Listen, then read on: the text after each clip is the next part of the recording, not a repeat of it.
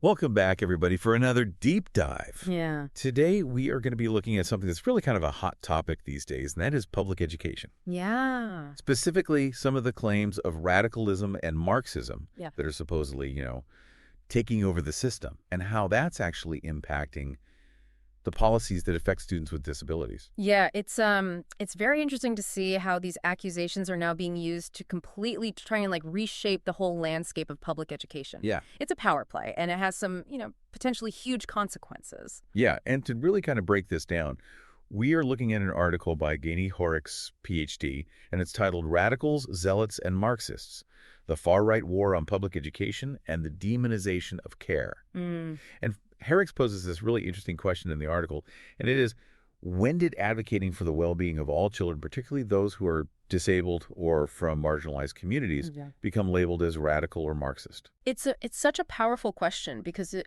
really highlights how language is being weaponized to just shut down dissent and to stop conversations about equity and support from even happening. Right, and what I find really interesting about this is that Hoerricks actually identifies as both Marxist and autistic. Yeah. And is working within public service. That's right. So talk about being in the eye of the storm. Right. And I think that's precisely why their voice is so important in this conversation. Yeah. Because they really do understand the systems at play and the potential consequences of this type of rhetoric firsthand. It's not just a theory for them, it's their lived experience. Right.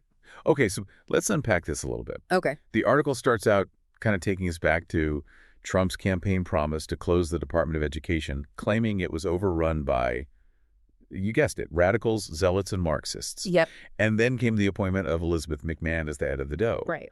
So was this a sign that Trump was serious about this, or was this just, campaign rhetoric? I mean, his actions definitely suggested that it wasn't just rhetoric. Yeah. McMahon's background, her ties to the private sector, her opposition to federal oversight in education, all made her a perfect fit for an administration that was really looking to shrink the role of government in education. And I think her appointment and her actions directly led to a weakening of the department's power, particularly when it came to enforcing regulations around special education and civil rights. So it sounds like her appointment was less about leading the DOE and more about really just kind of stripping its power. Yeah, I mean, that's pretty much what happened. Okay. Under her leadership, we saw regulations being cut, oversight defunded, and a real shift in the narrative towards this idea that public education needs market solutions instead of government support. Okay. And this opened the door for private interests to kind of step in and profit from what was being portrayed as a failing system. So hold on. When you say market solutions, what does that even mean? Yeah, that's a good question. Like, are we talking about turning schools into businesses? Yeah, essentially, yes. It's this idea that competition and choice driven by, market forces is what's going to improve education. Okay. And this often translates into things like charter schools, voucher programs, for-profit online education platforms. The idea is that parents become consumers choosing the best product for their child. But wouldn't that just create even more inequality, though? That's a big concern that critics have. Yeah. They argue that these market solutions just exacerbate the inequities that already exist. Right. They can lead to a system where schools in wealthier areas with more, involved parents thrive, while schools in low-income communities get left behind. Right. It kind of becomes this self-fulfilling prophecy where the schools that need the most help end up with the least resources. Yeah, that makes a lot of sense. Uh-huh. And how does this tie back to the idea of demonizing care that Hoerricks talks about? Well, the article argues that this push for market solutions really goes hand in hand with the demonization of care.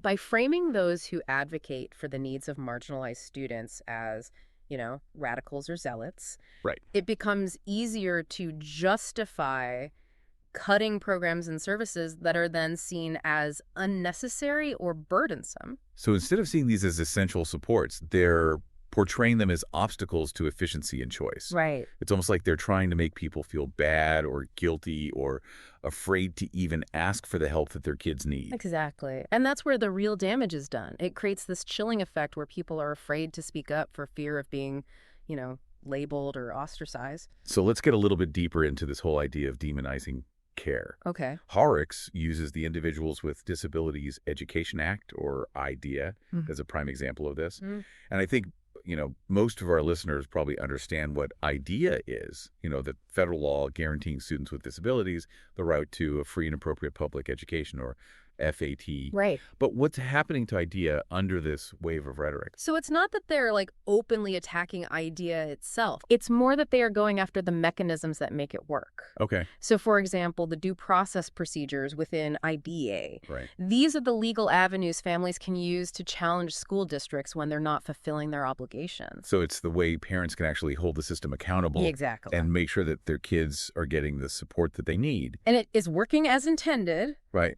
But that is exactly what some folks are trying to dismantle. Okay. So suddenly these procedures are overly bureaucratic, burdensome red tape. It's hindering efficient education instead of seeing it as a way to, make sure students' rights are being upheld. Right.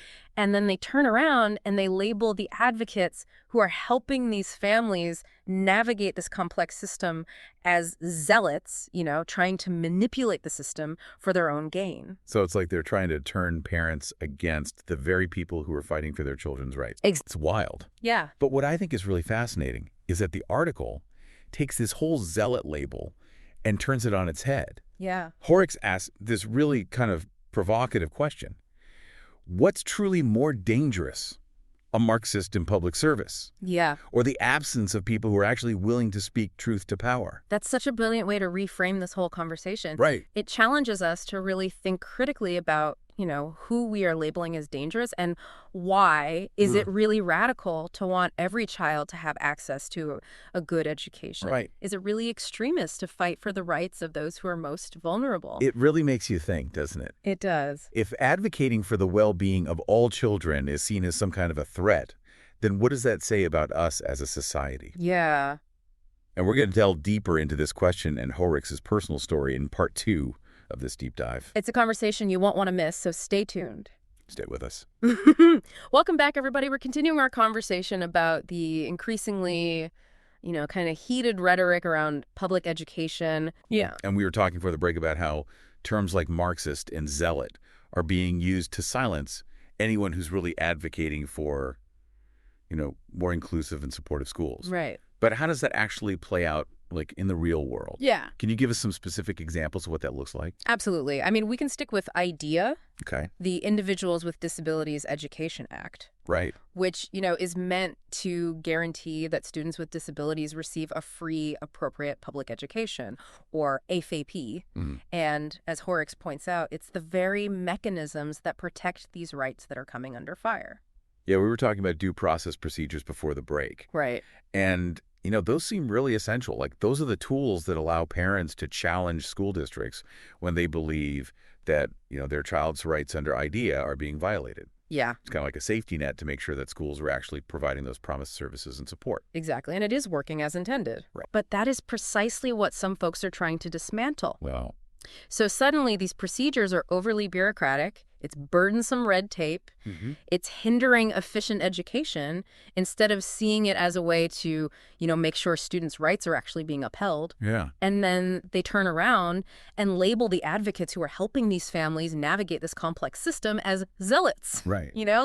They're the problem. So instead of focusing on the needs of the students, they're going after the very people that are trying to help them. It's a very common tactic. Yeah. Discredit the advocate, and it becomes much easier to dismantle the protections themselves. Wow. It creates this chilling effect where other parents might be hesitant to speak up for their children, afraid of being labeled troublemakers or worse. It's a classic shoot the messenger.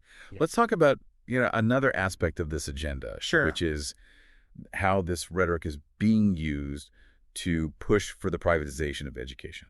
And Hoerricks' article talks about how McMahon's appointment as head of the DOE signaled a shift towards this idea of market solutions in education. Right. So can you kind of break that down for us? Like, what does that actually look like in practice? So remember we talked about market solutions before the break. This is essentially the idea that competition and choice, Right. driven by, the free market, is somehow going to magically improve education. Okay. So this translates into things like charter schools, voucher programs, for-profit online schools. Okay. And parents are essentially turned into consumers shopping for the best product for their child.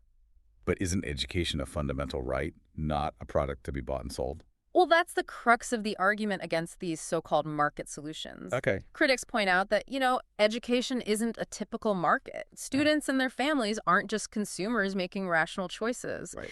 There are so many other factors at play: socioeconomic background, access to information, systemic inequalities that the market just doesn't address. So this push for privatization could actually make those inequalities even worse. That's what Hoerricks suggests. Okay.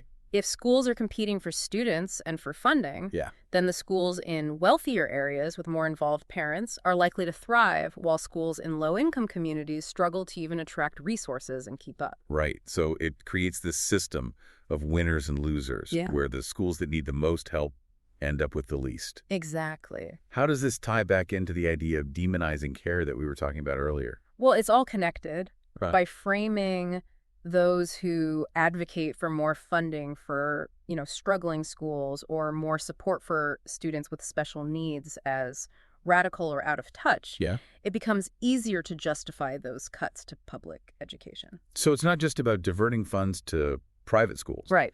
It's about shrinking the role of government in education altogether. Yeah.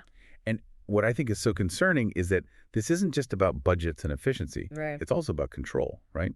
Like Hoerricks talks about the use of surveillance and the control of what they call problematic populations. Right. And it's just kind of this chilling reminder that, the dismantling of these public institutions isn't just about economics. It's about power and social engineering. And I'm curious, when you say problematic populations, who are they talking about? I mean, it's often coded language, but it usually refers to students who are already marginalized and disenfranchised. Right. Students of color, students with disabilities, LGBTQ plus students, students from low-income backgrounds. So basically the very students that need the most support and protection from the system. Exactly. Wow. And by weakening public education, by, reducing oversight and increasing surveillance, they're creating a system where these students are even more vulnerable and have fewer avenues for recourse. That's a scary thought. It sounds like Hoerricks is calling out a deliberate attempt to dismantle the very systems that are supposed to support those who need it most. It's a very powerful argument. So what can we do about it? How do we fight back against this rhetoric and protect public education from these attacks? Well, Hoerricks argues that we need to start by challenging the labels themselves. Oh. We need to reclaim the language and refuse to let these terms be used to silence us. Okay. We need to call out the injustice and speak truth to power. So it's about raising awareness, pushing back against misinformation, and really advocating for policies that support public education. Exactly. And it's not just about education. It's about the kind of society we want to live in. Yeah. Do we value collective good over individual gain? Mm-hmm. Do we believe in equity and justice for all? Right. Are we willing to fight for a future where every child has the opportunity to thrive? Wow, that's powerful. So how does Hoerricks' personal story fit into all of this? Yeah. We've talked about how they identify as both Marxist and autistic. Okay. How do those identities shape their perspective on this issue? It's a good question. We'll explore those questions when we come back in part 3 of this deep dive. Welcome back to the show, everyone. We are wrapping up our deep dive on this really alarming trend of labeling anyone who advocates for equity in education as radical or Marxist. Right. And how that rhetoric is really being used to kind of dismantle support systems, especially for those students with disabilities. Yeah.